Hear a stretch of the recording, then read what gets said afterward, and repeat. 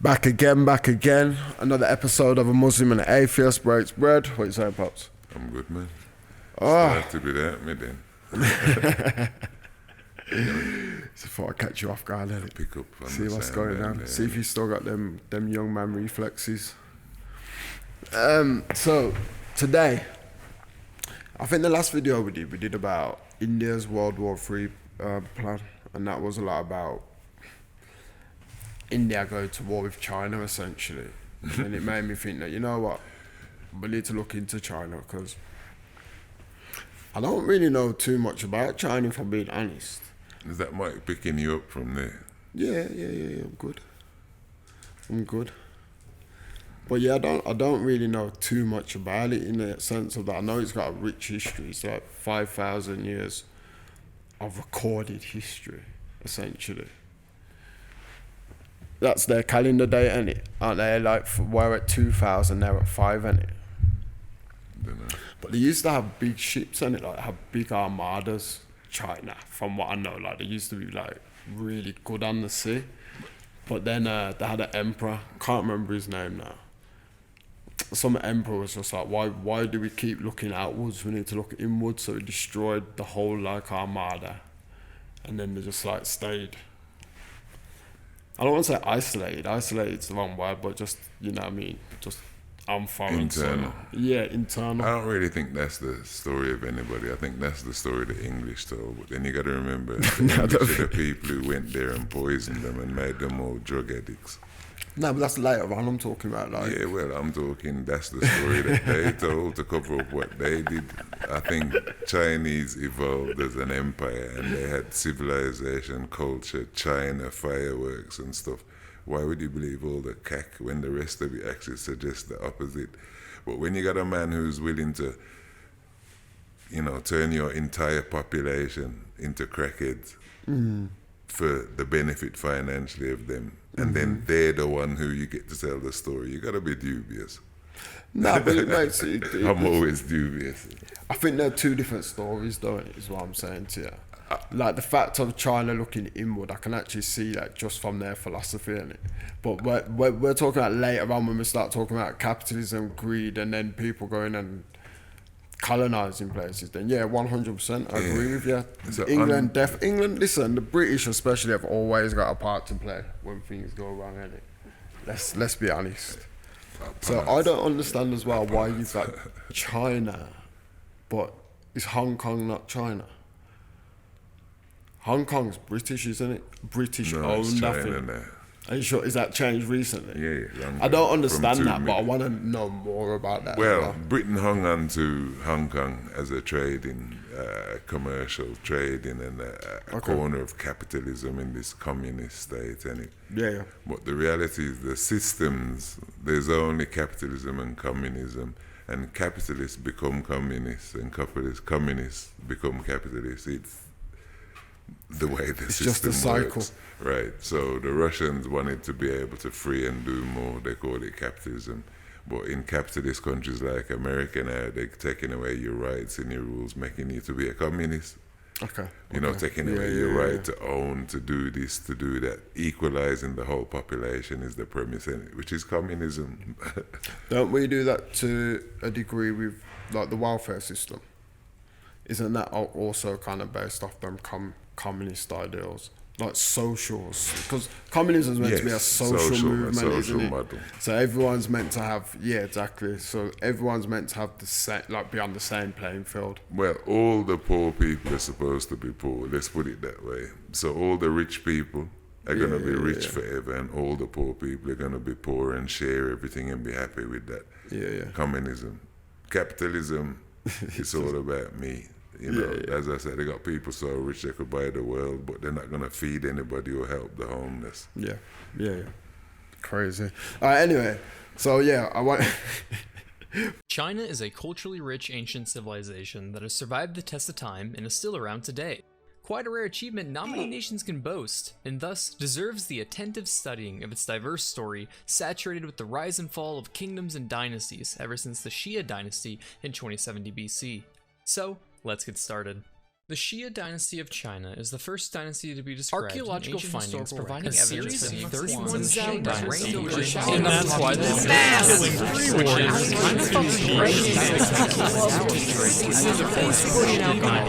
Emperor of the Qing dynasty. Right, with that all over with, let's focus on modern China. Yeah, I don't know what the editing was then. I know what he tried to do. Is it the film? He sped it up, and so because China's got that much history, Okay. he just went and started talking over himself, and essentially.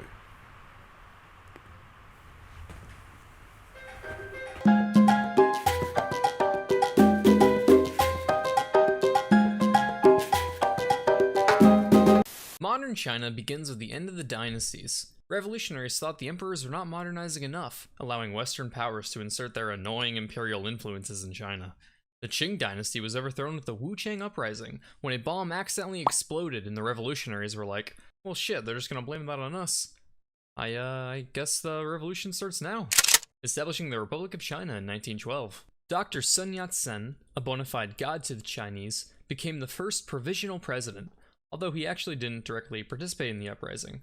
He was in Denver, Colorado at the time, but hey, he was a leader. Sun Yat-sen struck a deal with General Yuan Shikai, commander of the new army, that if he could get the last emperor of China to renounce his rule, he'll get to be the president.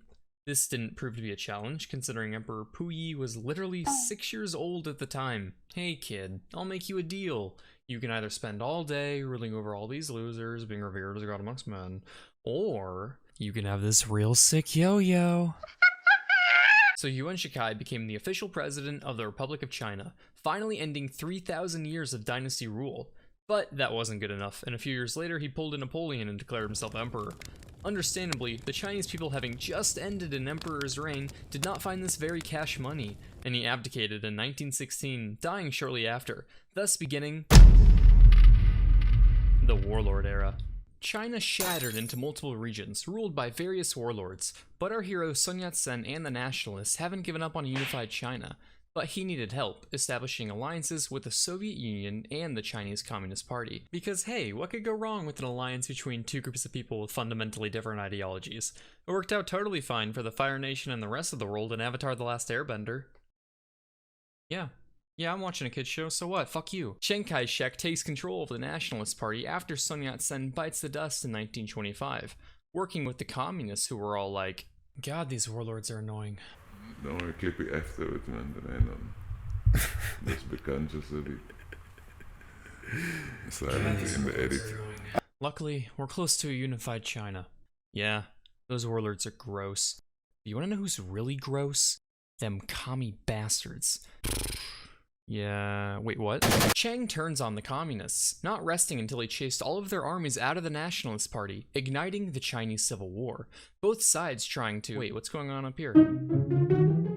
And we'll worry about that later. Chiang Kai-shek almost had the communists defeated until they embarked on the famous Long March across treacherous terrain all the way to the northwest, during which they recognized Mao Zedong as their leader, who will henceforth be shown with a halo so don't get wallbanged by a CCP hit squad. Anyway, after a tussle over a bridge, we're now at war with the Japanese, leading the nationalists and the communists to set aside their differences and form a united front against them. Then, with the help of the US and allies, they defeated Japan, ending the Second Sino-Japanese War and World War II.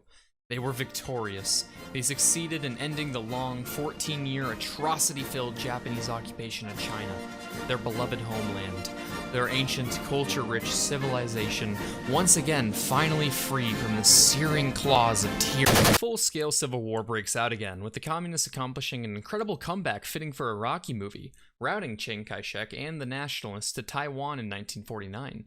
Scholars debate on exactly how the communists were able to come back. Some attribute it to Mao's charismatic ability to persuade peasants and farmers, gathering their support by promising communism would improve their lives and that they'd never go hungry again. Now in power of the mainland, Mao set on creating a new socialist state, the People's Republic of China, declaring that the working class would be leaders of a people's democratic dictatorship. So yeah, you get to vote.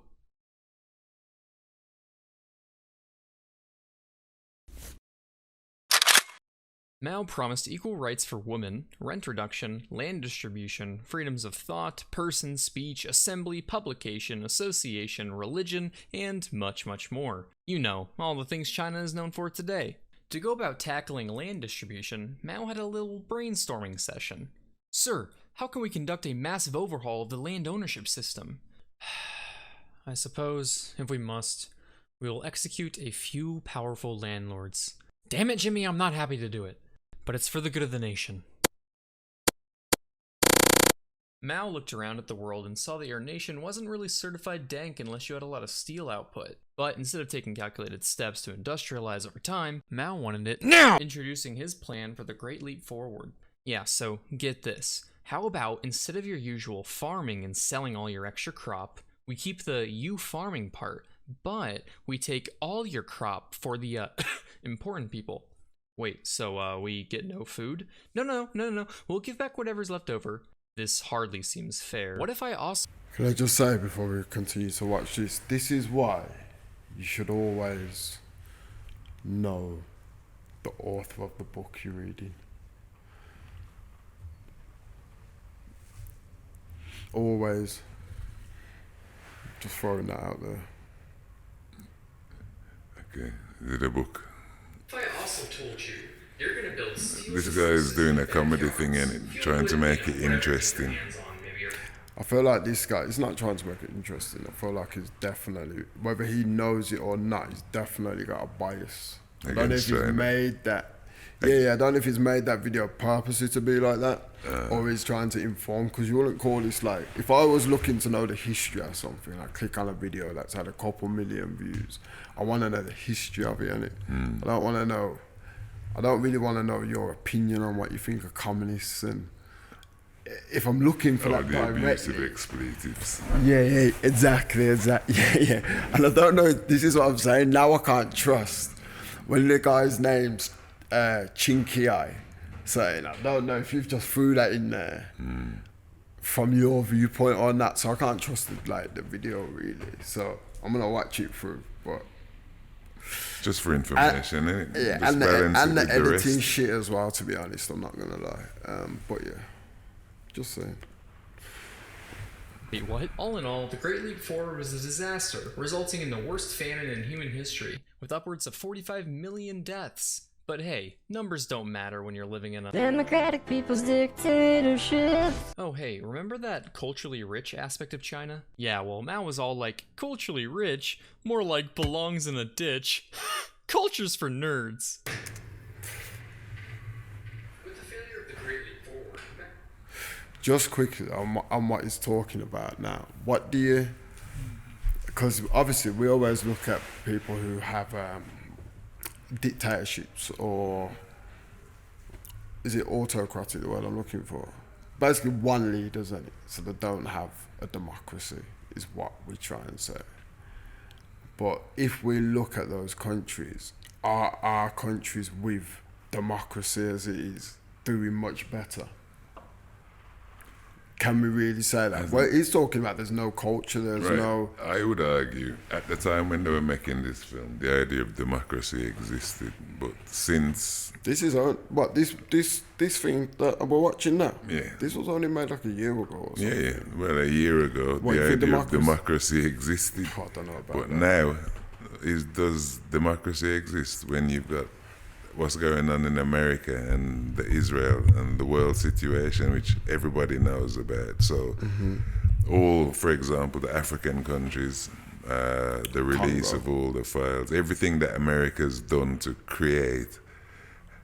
Why would people believe in democracy? Well, they're having elections and people are still jumping around. So it's weird, but America is becoming communist, letting all the people in, doing everything.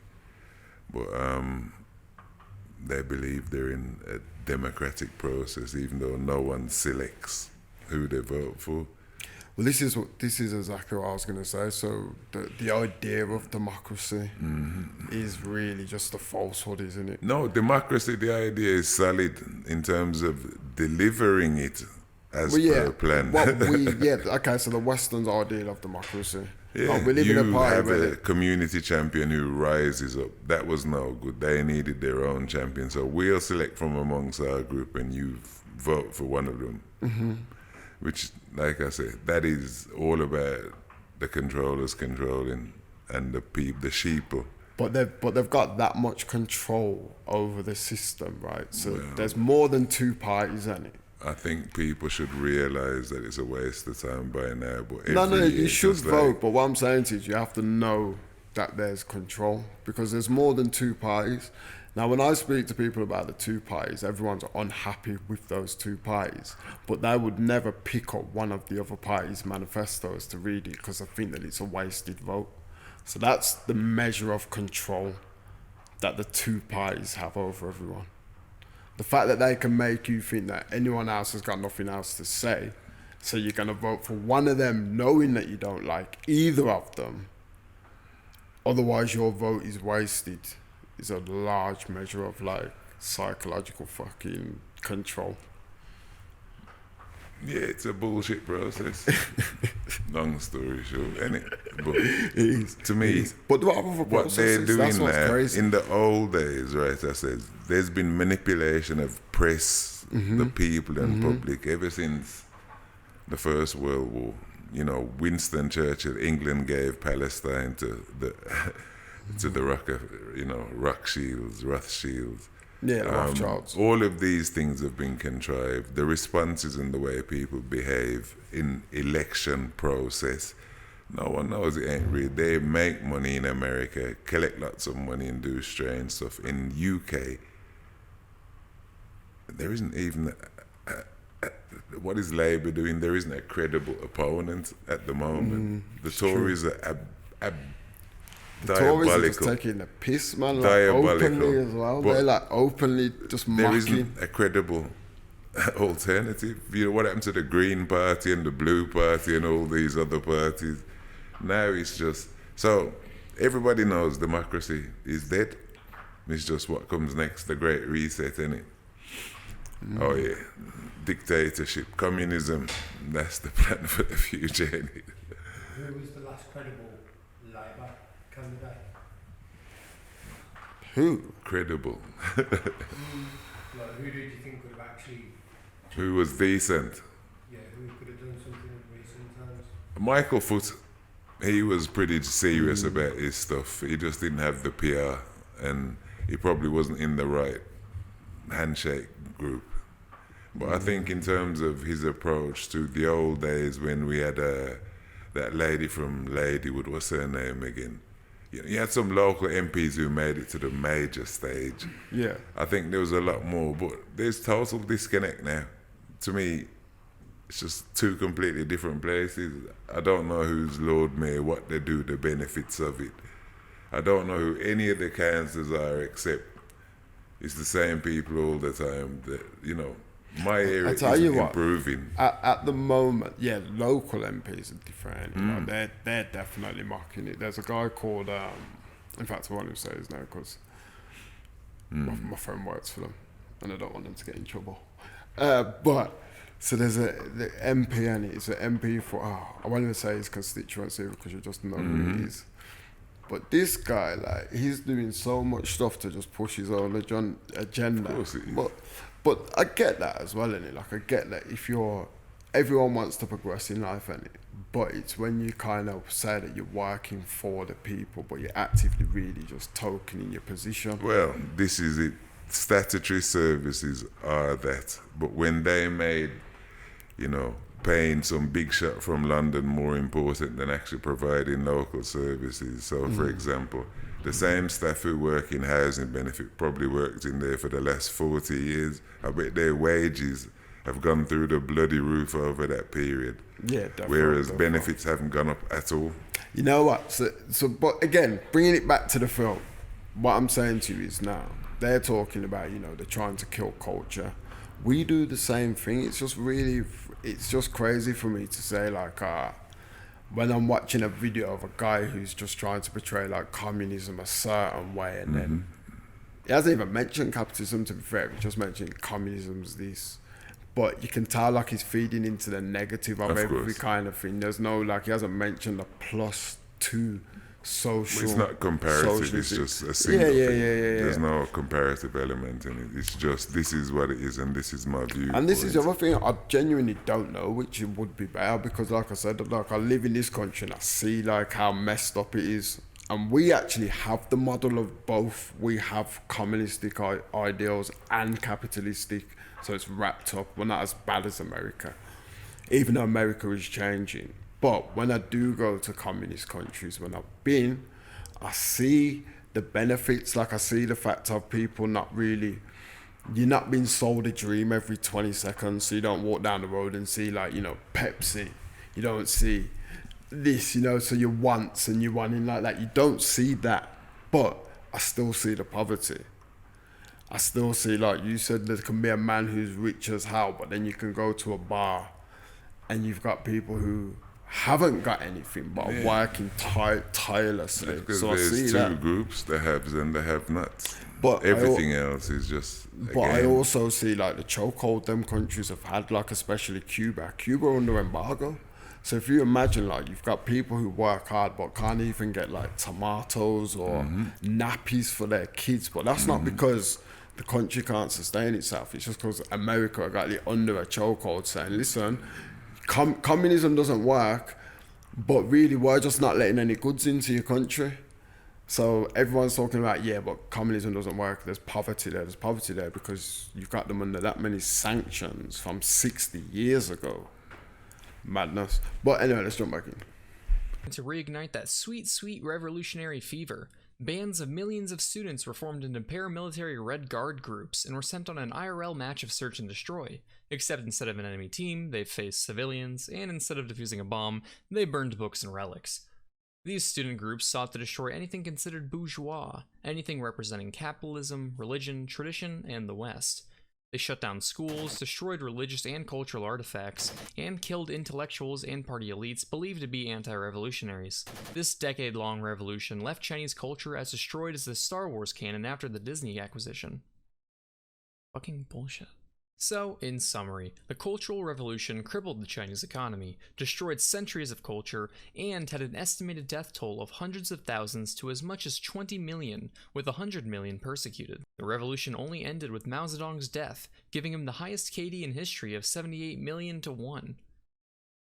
So who's the true gamer here? Deng Xiaoping became paramount leader after Mao, and noticing Singapore's economic boom, introduced some nifty economic reforms. Hey, so things kinda suck around here, so why don't we loosen our grip a smidge with some decollectivization and open some, get this, special economic zones for foreign investment and free market?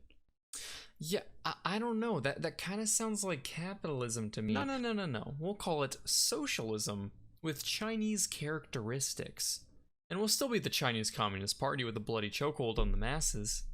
Well, okay. We promise it's bloody. In 1989, students started to go, hey, for being a people's democratic dictatorship, we seem to be missing a lot of that democratic part. Yeah, and whatever happened to all those promised freedoms of speech and press? Yeah, hey, we should, protest. China takes control of Hong Kong from Britain in 1997, and the people rejoiced. From this point onward, the CCP pretty much developed an anxiety disorder and saw everything and anything as a threat. Got a spiritual yoga practice gaining too many followers, ban it, torture them, harvest their organs. Fancy new tech allowing global connection and mass communication. Regulate it, remaster the Great Wall, hire commentators to spam pro-party shitposts. Got a pesky Nobel Prize winner spitting fat bars of truth. Arrest him, don't let him speak at his trial, make him die in prison. Current President Xi Jinping has become the most— Who was that? If anyone knows in the comments, please let me know who that was. I want to watch that. Who was it, man?